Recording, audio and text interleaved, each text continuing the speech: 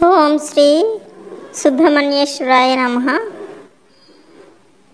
సుబ్రహ్మణ్యేశ్వర స్వామికి ఏ ద్రవ్యాలతో అభిషేకం చేస్తే ఏం ఫలితం వస్తుందో ఈ వీడియోలో తెలుసుకోబోతున్నాం. అంతకంటే ముందుగా అయితే మన ఛానల్ని ఎవరైనా మొదటిసారి చూస్తున్నట్లయితే ప్లీజ్ లైక్ చేయండి, షేర్ చేయండి, సబ్స్క్రైబ్ చేయండి. అలాగే పక్కనే ఉన్న బెల్ ఐకాన్ కూడా క్లిక్ చేసి ఆల్ అనే ఆప్షన్ ప్రెస్ చేసి ఉంచుకోండి.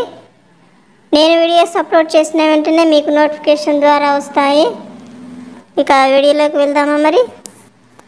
సుబ్రహ్మణ్యేశ్వర స్వామికి ఏ ద్రవ్యాలతో అభిషేకం చేస్తే ఏం ఫలితం వస్తుంది చూద్దాం. నెంబర్ 1, జలాభిషేకం చేస్తే శాంతినిస్తుంది.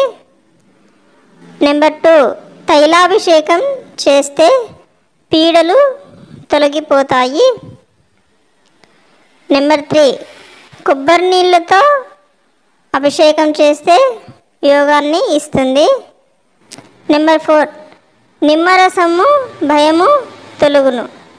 నెంబర్ 5, మామిడి పండ్లతో జయమును ఇచ్చును.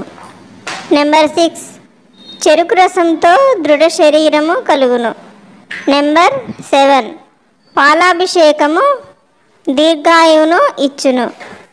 నెంబర్ 8, పెరుగుతో అభిషేకం చేస్తే సత్కీర్తి లభిస్తుంది.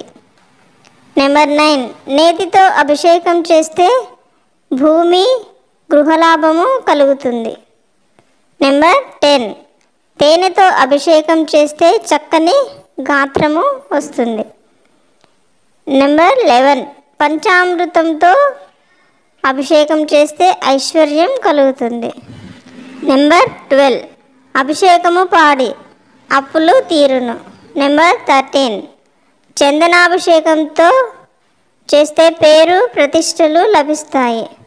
చందనాలంకారం, దీన్ని చందనాలంకారం అంటారు. నెంబర్ 14, పన్నీరుతో చేస్తే విద్యాభివృద్ధి కలుగుతుంది. నెంబర్ 15, విభూతితో చేస్తే ముల్లోకములకు శాంతి కలుగుతుంది. నెంబర్ 16, స్వర్ణాభిషేకం చేస్తే బ్రహ్మానందం కలుగుతుంది. ఇప్పుడు చెప్పిన వస్తువులతో కనుక శ్రీ సుబ్రహ్మణ్యేశ్వరుని స్వామికి అభిషేకం చేస్తే ఇప్పుడు చెప్పిన ఫలితాలన్నీ కూడా తప్పక భక్తులకు లభిస్తాయని పెద్దలు అయితే చెప్తున్నారు. శాస్త్ర ప్రమాణం కూడా అలాగే ఉంది.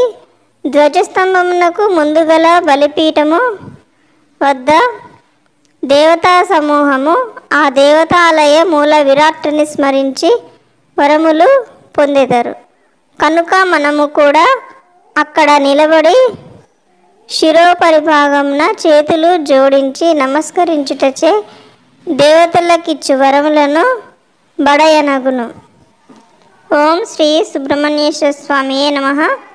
ఓకే ఫ్రెండ్స్, ఈ వీడియో కనుక మీకు నచ్చినట్లయితే లైక్ చేయండి, షేర్ చేయండి, సబ్స్క్రైబ్ చేయండి.